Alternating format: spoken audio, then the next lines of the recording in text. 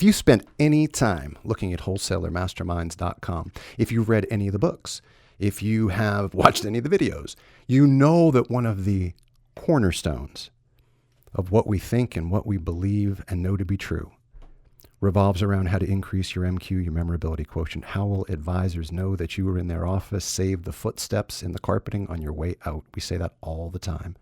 And today's guest is going to be so much fun to talk to because we're going to give you some very actionable ideas to increase your memorability in a big way. Welcome to the only podcast on the planet dedicated to exploring the art, science, and lifestyle of wholesalers and their leaders. This is the new Wholesaler Masterminds radio show. I'm your host, the founder of Wholesaler Masterminds, Rob Shore. Wholesalers, welcome back to the new Wholesaler Masterminds radio show. Wholesalers, what's in your trinket and trash closet right now? Come on, look around your office. What's in your trinket and trash closet right now? Oh, I know. Let's see. There's pens, and there's koozie cups, and maybe there's some UBS thumb drives. And we know just how excited advisors get about those, don't we? Gosh, they just get charged up when you walk in with the next version of the pen. Heavens knows I do. Here's my question for you. How did an Ohio farm boy become the greatest seller in Cutco's now almost 70-year history? And the answer is by understanding the value of gift giving and relationships. He's going to talk to us today about high-level gift-giving strategies, which he began to perfect in 2000 when he formed his own firm called the Ruhlin Group not long after college. We'll talk about his accomplishments with Cutco, because frankly, I didn't even know what Cutco was before I started researching him. He'll tell us, if you don't know, what it is and why it's important and how he achieved number one seller status out of 1.5 million wholesalers. That's 1.5 million reps and distributors. He was number one, set a record in sales, did it in 4 years, hasn't been broken since. He's an animal. And the other thing I like about him, I've never met him before, but in doing my homework, I know I'm going to have a great time with him because wholesalers, here is an entrepreneur at heart. Now, maybe like you were washing cars and mowing lawns. Wholesalers, this dude at 12 years old was lending money back to his parents and charging 10% interest. I'm loving this guy. John Ruhlin, welcome to the new Wholesaler Masterminds radio show. Rob, thanks for having me, man. That's the best, one of the best intros, if not the best intro that I've ever had. Thank you. You've had many, and so I'm honored, and that's very kind. You use a phrase that I love because I use something similar. I talk about how much love you're going to give to advisors and how do you love up your employees. And you talk about loving on people and loving on them well. And I want to talk about that, but I guess I shouldn't get ahead of myself in my enthusiasm because there's a swath of our population, if they're anything like me, or maybe I'm just, in the dark ages. What the heck is Cutco? And tell us a little bit about that so we can have some context for what we're talking about here. Yeah, so Cutco's it's been around for 70 years. It's kind of a under the radar company, so the fact that you haven't heard of it isn't that shocking. But it's a $250 million. It's kind of the Rolex of cutlery, and they have a direct sales model. They have one of their programs they have an internship program with college kids where there's actually some universities like Purdue and Michigan State that make it a requirement to sell Cutco in a class to get real sales world experience. But there's millions of kids that have gone through their program over the last 70 years, and it's handmade in New York. It's there's about 800 employees there, and so it's this world-class product that when I came in and started working with them, they basically primarily sold to homeowners, people that would buy a set for themselves, maybe as a Christmas gift for their wife or their husband, or maybe for their second home. And we created a whole different program for them where we actually leveraged the cutlery as a relationship building tool. It wasn't really about the knife. It was about what it represented. And we leveraged it as a tool to open up doors with, CEOs of $100 million companies. And but it's this small little company out of Olean, New York, that's been around for quite a few years. So here's what I'm guessing, John. 70-year history of Cutco knives. Millions, 1.5 million sellers, less perhaps at the time that this became getting off the ground for you. I'm sure somebody in that 70-year history had a notion that they might go out and appeal to the corporate seller, not just Ma and Pa Kettle. How is it that you blew the doors open? How did it become something so incredible for you when others didn't get through that wall? Yeah, well, I think that one of the biggest things was I had a mentor. He was an attorney. It was my girlfriend's dad, so he seemed to attract everything in town. Like referrals, he owned part of the banks, he owned the oil wells, he owned the real estate that turned in magically 2 years later into Walmart. And so he was always giving things away. He'd find deals on noodles. He'd buy a semi-load of them, and everybody at church, all 200 people, would walk away with like 10 cases. So I came to him and pitched him the idea. I thought, hey, you're radically generous. Maybe he'd give away pocket knives. All his clients are men. They're CEOs. They're into the outdoors. And we're sitting around the table, and he gets this little glint in his eye and leans back, and he said, John, what about paring knives? I'm thinking grown men, paring knives, that's just weird. Like, why would you do that, Paul? I'll sell you as many as you want, but why? And he said, well, I figured out that, that if you take care of the inner circle, if you take care of the family, everything else in business seems to take care of itself. So it was, for me, this lightning bolt moment that Paul understood relationships at this really deep level and understood the psychology of it, and that it wasn't really about knives. It was about what it represented. And so I would start to invest in my own money. As a college kid or just out of college, I'd invest $200 in a carving set, and I would engrave the CEO's name and his wife's name, family name, and I'd put a little handwritten note inside saying, carve out 5 minutes for me. I promise it'll be worth your time. And I'd get the meeting, and I walk into a boardroom. There's a 60-year-old CEO of a $100 million company there, and in walks a 22-year-old. And he's like, I don't understand. Are you here to sell me knives, or what are you doing? And I said, no, I'm here to help your 100 sales reps open doors with your top 1,000 prospects. And I'm here to do the exact same thing I did to you. I want to teach your sales guys and your account managers and your whatever to build relationships and memorable relationships at this deeper level, leveraging what we call strategic appreciation and artifacts. And we, instead of selling one set of knives in one sitting or in one, over a course of a couple months, I would sell 1,000 sets or 10,000 sets. So it wasn't necessarily that I was the best salesperson in the world. I just applied strategy and taught them and leveraged. The knife just was the delivery vehicle. So we started to sell, millions of dollars of knives because we really applied it to an overall strategy that really nobody in the history of the company had ever done. I love the story when I first read about it. I love the story hearing you tell it to me live. And I want to go exactly where you just suggested. So the knife is the vehicle, but the things that you do around that are what's so important. And you mentioned some buzzwords as I did my homework. There's the relationship action plan. You just talked about strategic appreciation. Again, we're here to talk about high-level gifting strategies. Where do you recommend that we begin to peel this? Because there's so much there. We got about 20 minutes to spend together. And wholesalers, here's why I got excited. I have to tell you this. Why I got excited was some of the things that John's book, Giftology, speaks to is how to get more referrals, how to stand out above the noise, how to get appointments when people are not giving you appointments. And wholesalers, what is more difficult than getting the advisor appointment, especially if it's a cold appointment? How to actually have a gifting plan that works for you, that gives back. John, where should we start? Should we talk about strategic appreciation? How do we begin to unpack this thing? Yeah, well, I think that there's just some core principles that I think most people, whether it's wholesalers or really even our pro sports clients or some of the biggest companies in the world, they've either forgotten or they just have never been taught. I mean, there's no MBA course in gifting. Mm-hmm. So most people are sheep and they just do what everybody else does. And so they're like, hey, we got to get our brand out there and we need to do something. So they slam their logo on a bunch of stuff and hand it out and hope for the best.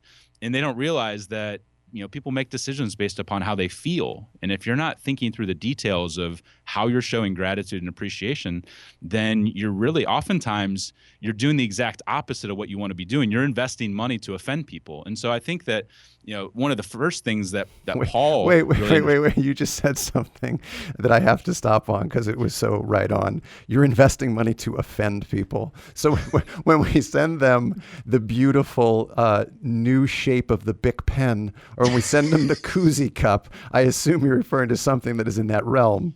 Yes. Okay. Trinkets and trash. Yeah. I mean, you're dealing with people that can afford, like they're 5, 6, 7-figure earners, yes. And you're trying to impress them with this mediocre, mass-produced Chinese imported crap with your logo slammed on it. And even if it's a nice, piece or a nice pen or a nice shirt, that nobody wants to advertise for your brand. Like you're saying, here's a gift, but really I'm going to hide it and try to manipulate you into being a billboard for me. Like people care about themselves. They care about their own name, their own brand.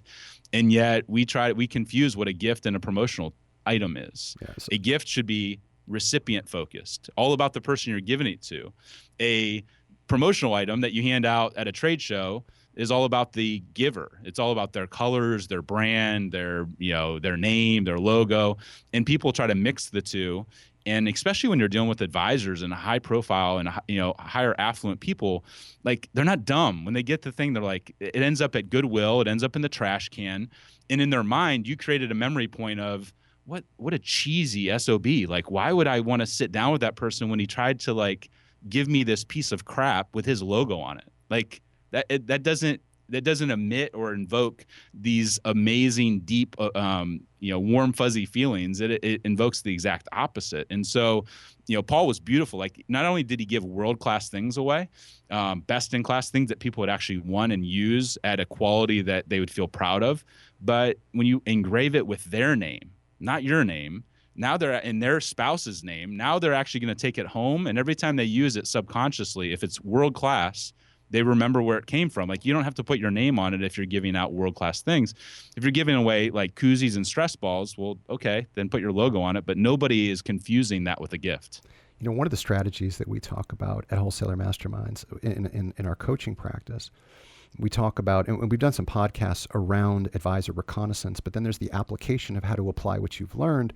And one of the ways that we teach people to open doors is to take that advisor reconnaissance and pre-send, prior to their call, on a cold call especially, pre-send the gift that touches the heart or the head. And this is very similar to what you're talking about. Yours, of course, is focused on one particular product, and that's the outcome of sending one of these cutlery items. But it is the same principle, which is I want to be able to touch, in this case, the advisor's heart with that heartfelt thing that is so different than anybody else gives, that will have them have the, oh my goodness, this person is different from all the rest moment, and take the meeting. Yep. That's it. I mean, you have to, with all the text messages and Facebook and all the emails and all the noise, like you have to be pretty special to, like, they already have 147 things on their list to do, and they're trying to take care of their clients, and they're trying to take care, most of them probably are married with kids and have all these different challenges. If you're going to move to the top of the list, you better be pretty, like, show that you're one in a million, that you're different. And one of the few ways that I think are left to do that, like everybody does dinners and golf outings and educational seminars, and all that's fine, but it's all just noise because all of the competitors are doing the exact same things. We found that gifting and appreciation is one of the last levers that most people suck at. And so there's opportunity to exceed expectations and do it at a level that's special and unique and different. And frankly, when you do things that, most of the, in the financial advising world, what is it, 80-90% of them are men, and most of them are married, and they're married to women. And so including their spouse, their significant other, or taking care of their assistant, that inner circle, that's where $1 spent has $100 of impact, because those are the two people that are oftentimes left out of, the typical like driver and golf outing and boondoggle over cigars and drinks and all the other things that every other wholesaler does. And so when you can gift well, I tell people, like, if you gift like a king, you get treated like a king. Mm-hmm. Like, it's a biblical concept from like 5,000 years ago. Like, a gift ushers you into the presence of the great. And there's ways to do that, not necessarily without, you don't have to like, break the budget and, spend tens of thousands of dollars on somebody to get their attention. But you do have to be just as strategic with it as you are any other part of your business. Let's talk a little bit about cost for a minute, because I heard you say something on a previous podcast that I want to push back on. Yep. We work in a highly regulated industry. Of course. There's a FINRA $100 rule. I heard you say on a prior podcast that, and I want to be very clear, you were not inferring that anyone should break any rules. That's not what you were saying. But you were saying that where there's, what I heard you saying, let me not put words in your mouth. What I heard you saying was, well, where there's a will, there's a way. You can figure it out.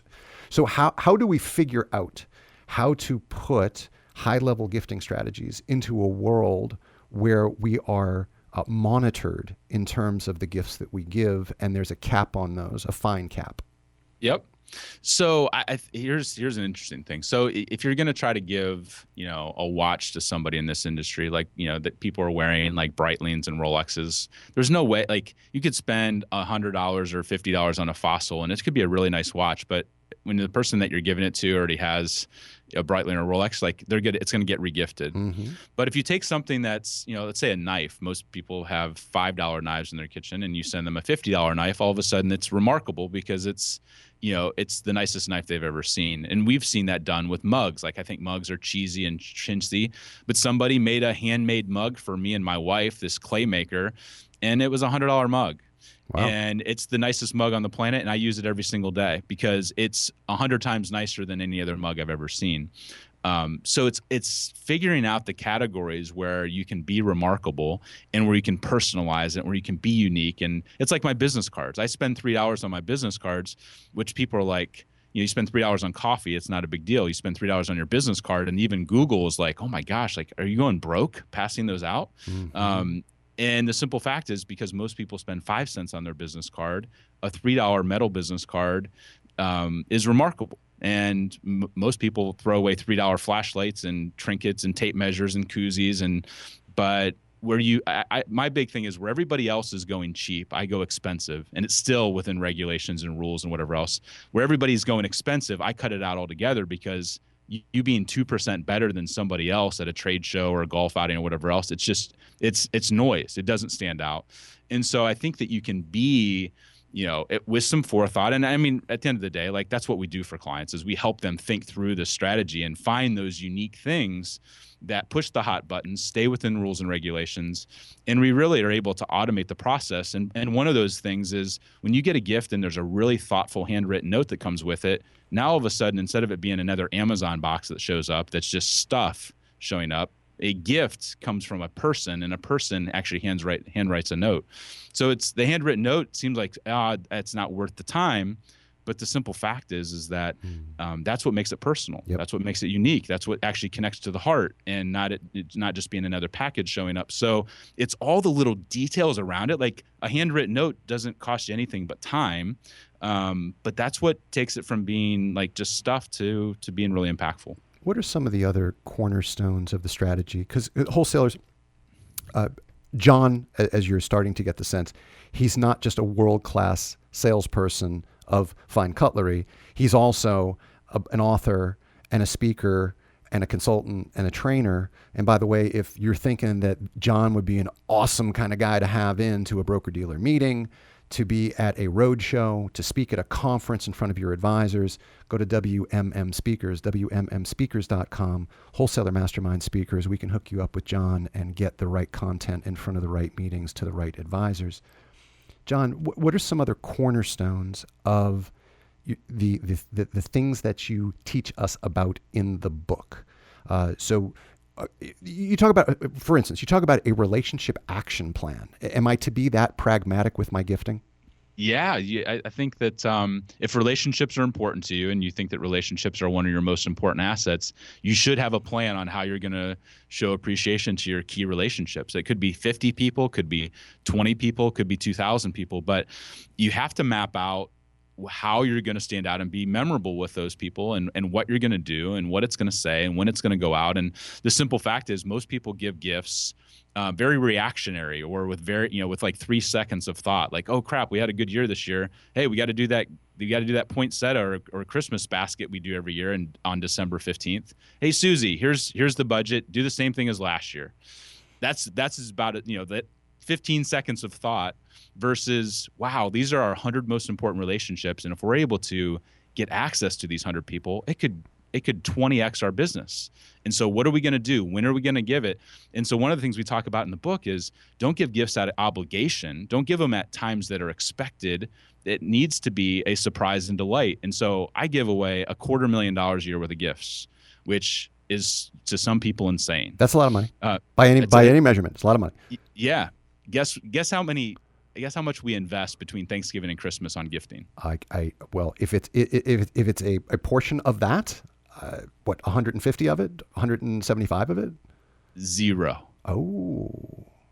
Nothing. Not one dime. So we've been called like the Grinch that wants to kill Christmas, and we've had articles written up in all kinds of magazines, and we're Yahoo News, and we're going to New York in a couple weeks to talk on some of the big talking head shows, because we're a gifting company, a gift strategy and logistics company that during the biggest gifting time on the planet says don't send gifts. That's like the biggest. It's like the biggest oxymoron. But the bottom line is, I'm an entrepreneur, and if I spend $1, I want to get $10 in return, $20 in return, $100 in return.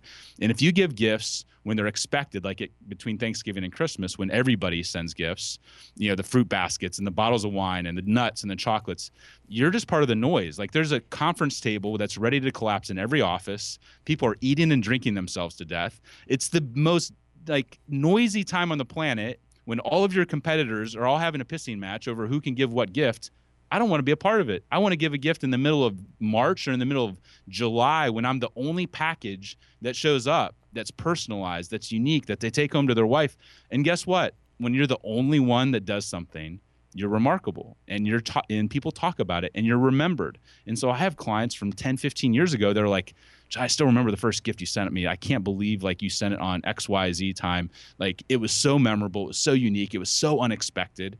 But most people in business are sheep. They follow the same program as everybody else, and they don't want to break tradition. And so they send the box of nuts and the bar of chocolate with their logo on it, and then they wonder why they don't get a response. I got to ask you something really tactical about that. I mean, super, super tactical about that. So I don't disagree in the least, and I thank you for the trap and trick question. I walked right into it. Just walked right into it. My neck hurts. I walked right into it. But here's my question around that. Yeah. So if you work in a world, in an industry, where the holiday gift, yes, we're all sheep, we all do it, and because we're all sheep and we all do it, we've done it for so many years, advisors expect to receive it. So when the holiday time comes and I am the missing link, that is to say, all of my other providers gave me something and you did not, and I don't yet know, because I've just begun this quest of being different through my gifting. They don't know there's something coming in February or March. How do I not look like a schlep for not gifting during the holiday season when everybody else is gifting? Well, it's a great question. So two things. One is, if we were having this conversation 6 months ago, you just preempt it and be the first gift that you'd send it out November 1st as a gratitude and thankfulness thing. And you'd actually stand out and still be memorable and not be part of the noise between Thanksgiving and Christmas. The bottom line is, most of the time, those gifts, the reason you don't get a bunch of thank yous is because they're given out to other people in the office and they're re-gifted and they're thrown in the trash faster than they can come in, because there's so much crap that's thrown at advisors that they're trying to get their own gifts out to clients and do do their own shopping and host people and do parties and wrap up year end and all the other stuff that it's in 9 out of 10 cases, it wouldn't even be noticed that you didn't send it. That's how noisy it is. And we've had people do it. They cut it off and they're like, we're just not going to send it and see what happens. And maybe they get a phone call or two, but the bottom line is nobody notices, because there's so much crap that's given at that time period that you can't even keep track of it. So in most cases, it doesn't make an impact, and wait till February and they'll be like, wow, that's amazing. Nobody else sent me a gift around Valentine's Day. This is memorable, versus, being part of the masses. I got one other thing I want to ask you about, because it really underscores the massive way in which you give, the enormity of your generosity and how you think. I did pick up on one of the podcasts that, is it true that you still pay to have the homes of your employees cleaned every other week? Yeah, that's. You can't expect to model things externally that you're not willing to do internally. And so my business partner and I are big believers in practicing what we preach with our own staff and our own suppliers and other people that, without them, we don't have a business. And so I take care of my suppliers better than most people take care of their best clients, because without them, I don't have anything. And the same with my employees. We have a lot of moms that have kids and husbands and that work for us. And we decided to say, what was something that they would want, but they'd never do for themselves, and that would make their life better, their quality of life better, and paying to have their house cleaned. If you gave them the option of cash or that, they'd take cash, because they'd feel guilty about taking the house cleaning. But the bottom line is we don't lose employees. They talk about it to all of their friends. Anytime we need employees, other people are like, wow, that's part of the perks. And we get better, performance out of our staff. It costs us a couple $1,000s a person.